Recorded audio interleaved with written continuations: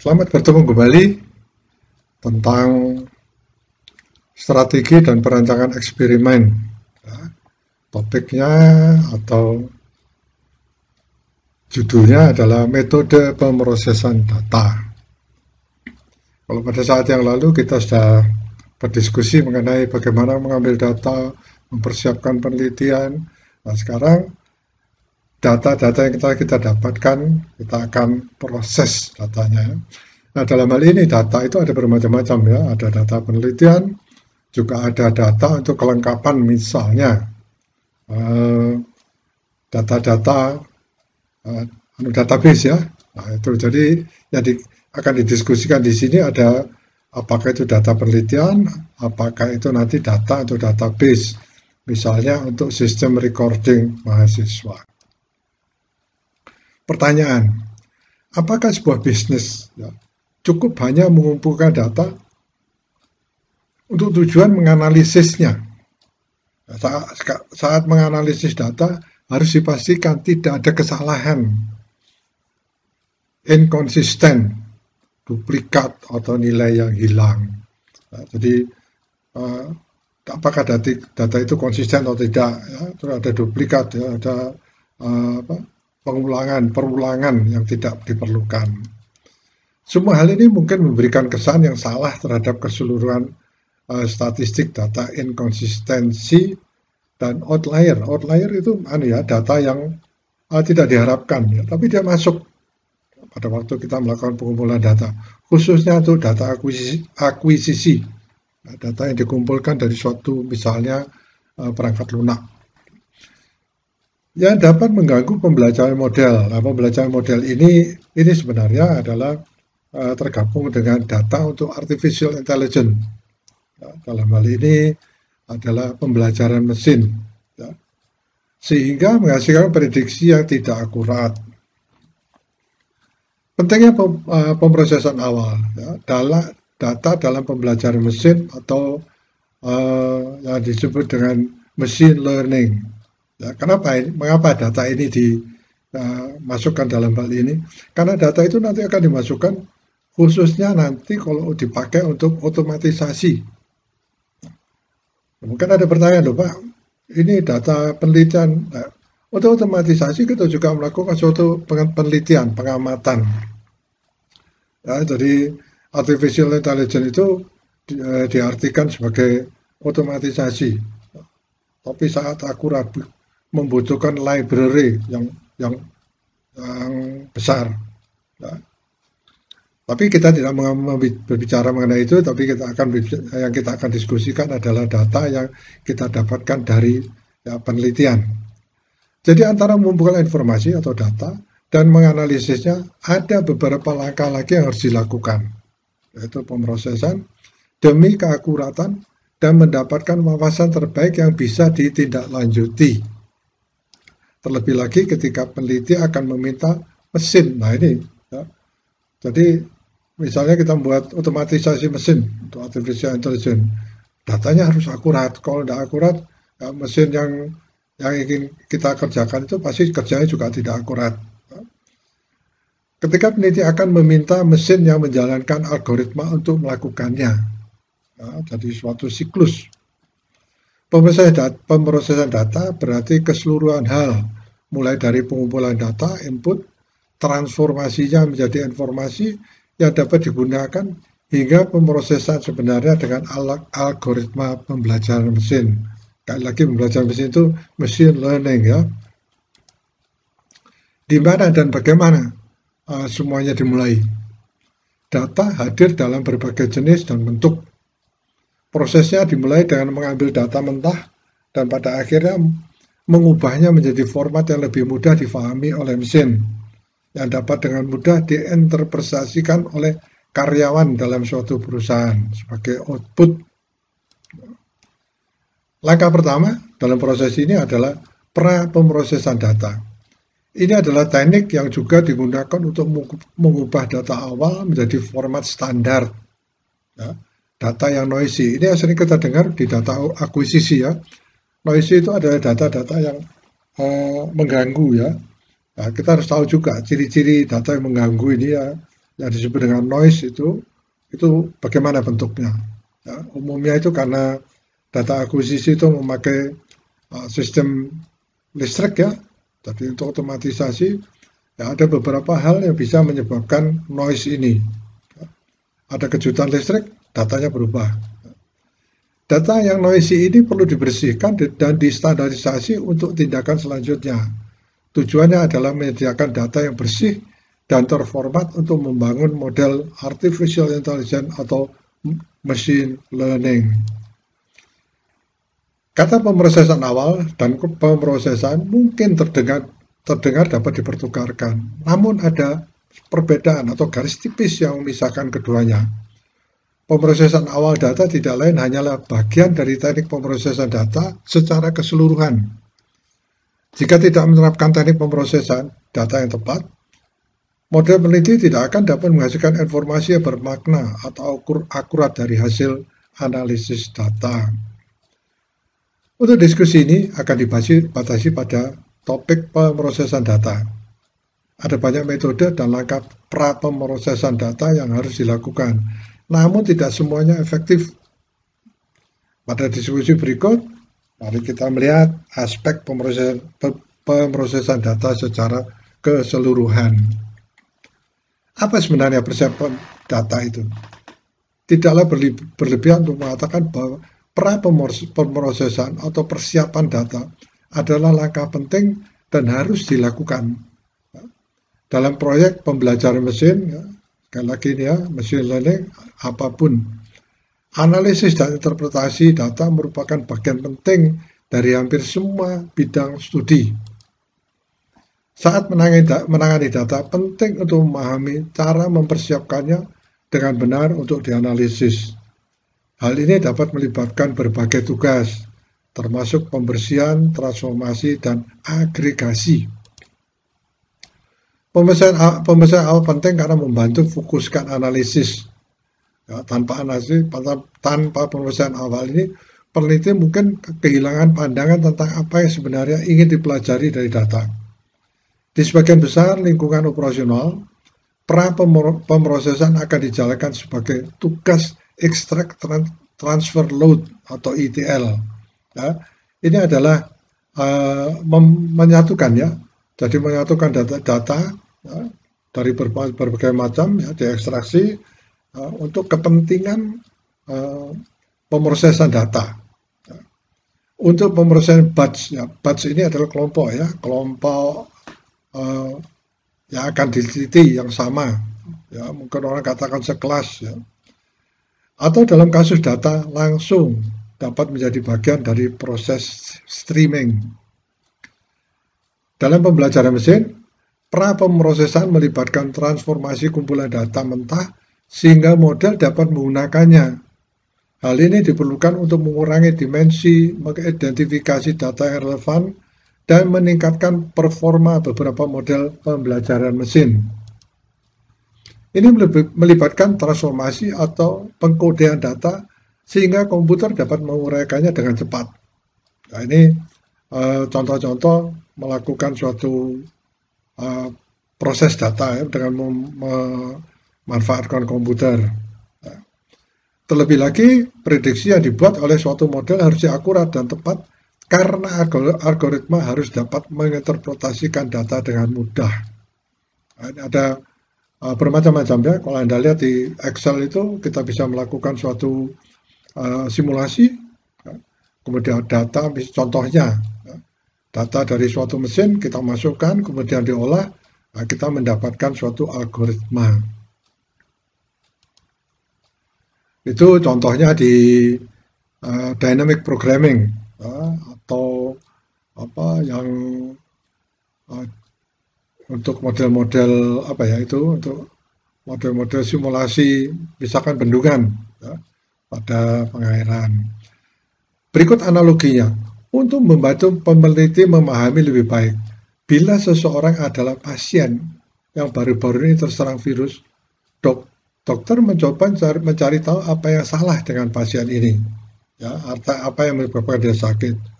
Tentu saja berdasarkan gejala yang disampaikan atau ditunjukkan oleh pasien. Namun sebelum merekomendasikan suatu pengobatan, dokter juga ingin mengetahui riwayat kesehatan seseorang, mungkin riwayat perjalanan pasien dan informasi terkait lainnya seperti usia dan lain-lain. Itu input ya. Nah, ini yang eh, linear programming atau dynamic programming. Semuanya dengan cara yang benar dan dikenali, ya, dan formatnya benar. Dalam kalau ada melihat mengenai linear programming, ya, itu kita lihat apa yang disebut variabel-variabelnya dan sebagainya itu harus dimasukkan dan sebagainya. Ada formatnya ya. Jika pasien tidak jelas dalam memberikan informasi, ya katakan gejala pasien, ini bisa menjadi masalah dalam diagnosis terakhir. Yang lebih penting lagi adalah sebelum membuat diagnosa, dokter juga harus mengetahui semua kemungkinan gejala dan tingkat keparahan penyakit. Hal ini perlu dilakukan untuk membandingkan dengan gejala yang dialami pasien saat ini. Jika tidak, diagnosanya bisa terbatas sehingga akan berdampak negatif terhadap pengobatannya, outputnya. Pemeriksaan yang dapat data seperti aliran awal, informasi seperti gejala dan lain-lain, ini membantu membedakan antara informasi yang relevan dan tidak relevan, dan menyingkirkan informasi yang tidak diinginkan. Ini dapat digunakan untuk menjaring hal-hal tidak penting atau informasi seperti kesalahan ketik atau tempat desimal yang tidak diinginkan, ya, tidak penting untuk analisis. Selain itu, ini juga dapat digunakan untuk mengubah satu kumpulan data menjadi kumpulan data lainnya yang seringkali diperlukan untuk analisis.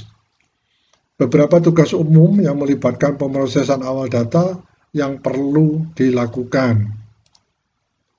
Jadi sekarang peneliti tahu bahwa pra-pemrosesan adalah bagian dari teknik pemrosesan data yang lebih besar.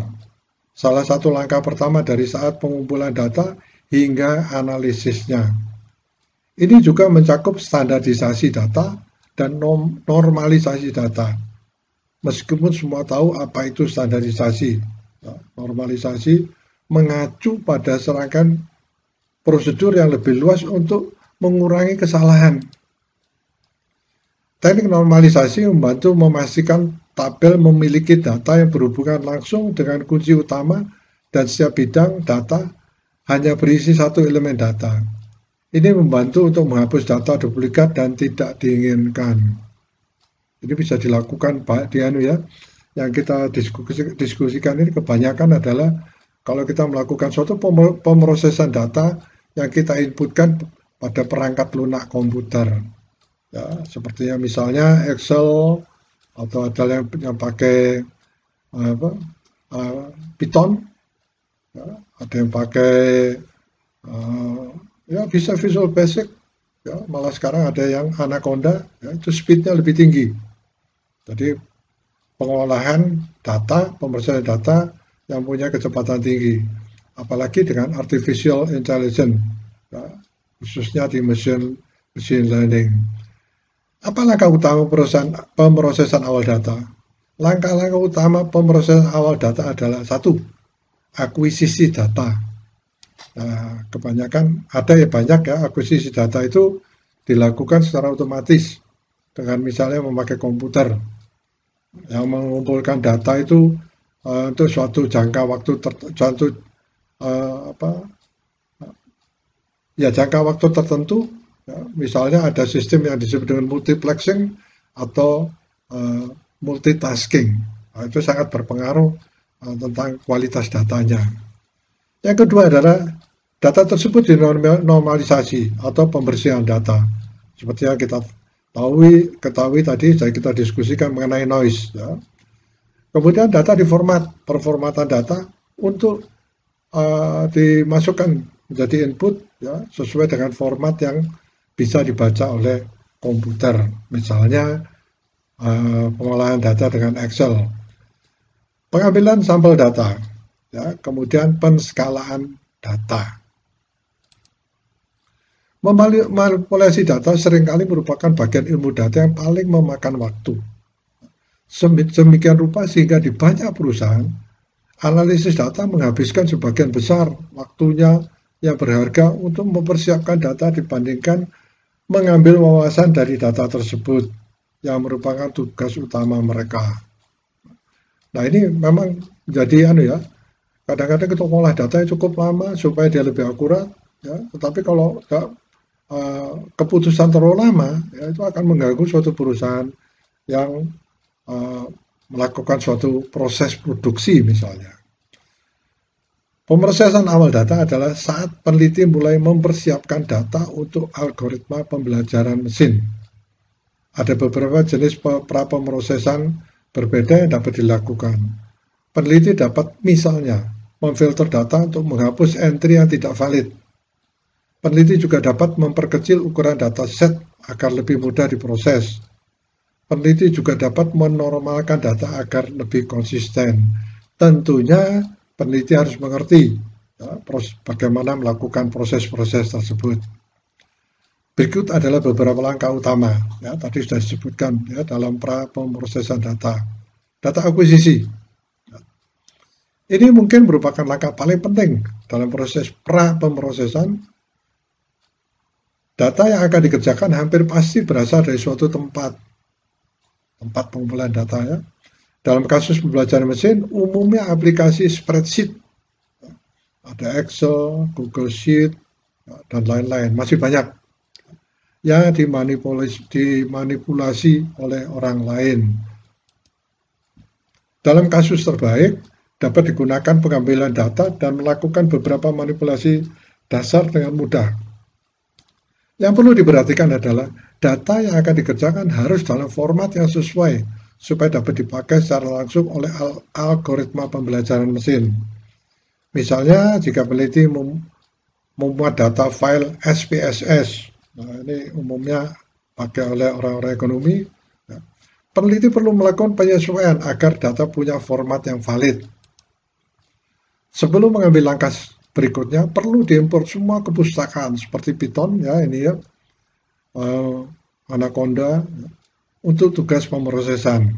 Dan kita lihat ya, yang disebut dengan kepustakaan di sini, ya, itu library. Ya. Dan kebanyakan pemrosesan data dengan artificial intelligence itu besar sekali memori yang dipakai untuk library, ya, supaya pengerjaannya lebih cepat, supaya banyak tersedia data-data yang mudah untuk memudahkan pemrosesan. Juga dapat digunakan bahasa pemrograman Python dan pustaka data bawaannya untuk melakukan pemrosesan data yang lebih canggih. Ini kalau Python yang sudah lengkap ya. Kita lihat ini ada, saya bilang Python, ada yang bilang Python, gitu. Itu update ya, hampir setiap tahun. Ya, sehingga sekarang saya Python berapa lupa saya. Saya masih memakai yang versi 2. 3 pustaka inti Python untuk tujuan ini ya, library ini adalah Pandas, NumPy, dan Matplotlib library ya, untuk manipulasi data dengan mudah dalam beberapa cara. Langkah kedua, normalisasi atau pembersihan data. Menghapus data yang tidak diinginkan dan memperbaiki data yang hilang dengan menghapusnya. Nah, istilah pembersihan data sedikit menyesatkan karena terkesan hanya mencoba memperbaiki data. Jadi data itu supaya bagus diperbaiki. Tapi bukan itu ya maksudnya. Kenyataannya adalah usaha menghilangkan kesalahan dan inkonsistensi sehingga data akan sekonsisten mungkin. Tentunya peneliti harus mengerti bagaimana mengolah itu tadi, pembersihan data tersebut. Ini berarti menghapus nilai yang tidak valid atau salah, noise tadi ya. Ada beberapa hal yang dapat dilakukan. Peneliti dapat memastikan bahwa setiap item data unik dan menstandarkan sebagai properti data, ya, seperti unit pengukurannya. Pastikan setiap titik data memiliki nilai yang ditentukan secara unik. Ini berarti tidak ada duplikat dan tidak ada nilai yang hilang. Langkah ketiga, pemformatan data. Pemformatan data dimulai setelah dimiliki data bersih. Ini membantu mengubah data menjadi format yang lebih berguna dengan algoritma pembelajaran mesin. Data dapat tersedia dalam berbagai bentuk, antara lain format kepemilikan.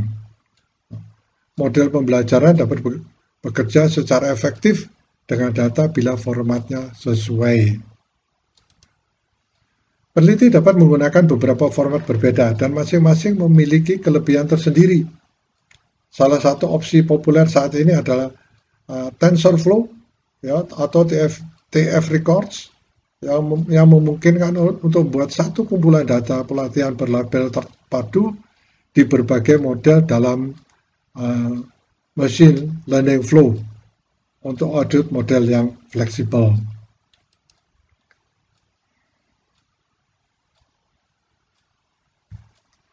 Langkah keempat, pengambilan sampel data. Peneliti perlu memastikan bahwa sampel data mewakili populasi asal sampel tersebut, karena disinilah bias dan varian dapat berperan. Bias adalah kecenderungan data menunjukkan pola yang tidak mewakili populasi asal data tersebut. Ya, mungkin sedikit disebut penyimpangan. Satu hal terpenting yang dapat dilakukan saat menangani data adalah memastikan peneliti mengambil sampel dengan benar. Ini berarti peneliti mengambil sampel data yang representatif, bukan hanya mengambil data apapun yang tersedia. Daripada memilih seluruh kumpulan data, peneliti dapat menggunakan sampel keseluruhan yang lebih kecil, sehingga menghemat waktu dan ruang memori. Hal ini juga penting karena memastikan didapatkan representasi data yang adil. Peneliti akan mendapatkan hasil yang meragukan dengan bias jika peneliti mengambil sampel terlalu banyak pada satu arah. Selain itu, peneliti perlu membagi kumpulan data menjadi dua untuk tujuan pelatihan dan pengujian. Ya, dimaksud pelatihan ini sebenarnya uji coba ya. Dalam machine learning uji coba dulu. Ya. Jadi dari data akuisisi sebagian kita ambil untuk uji coba. Apakah dia menghasilkan sesuai dengan apa yang kita inginkan atau tidak. Ya. Kemudian baru kita masukkan data untuk pengujian. Kumpulan pelatihan adalah sekumpulan data yang digunakan untuk melatih model pembelajaran mesin. Outputnya adalah sesuatu yang sudah diketahui. Ya. Jadi kita masukkan data harusnya keluar seperti ini. Nah, kalau tidak berarti ada yang kurang tepat. Sebaliknya, set pengujian adalah bagian dari kumpulan data yang berguna untuk menguji model pembelajaran mesin untuk memprediksi hasil. Untuk memprediksi hasil, model machine learning menggunakan set pengujian. Nanti data dimasukkan, kemudian kita cek apakah model ML atau machine learning ini sesuai. Untuk rasio, ya, atau perbandingan 7-30 atau 80-20, 70-30 ya. Umumnya digunakan untuk kumpulan data, yaitu peneliti mengambil 7% atau 80% data untuk melatih model.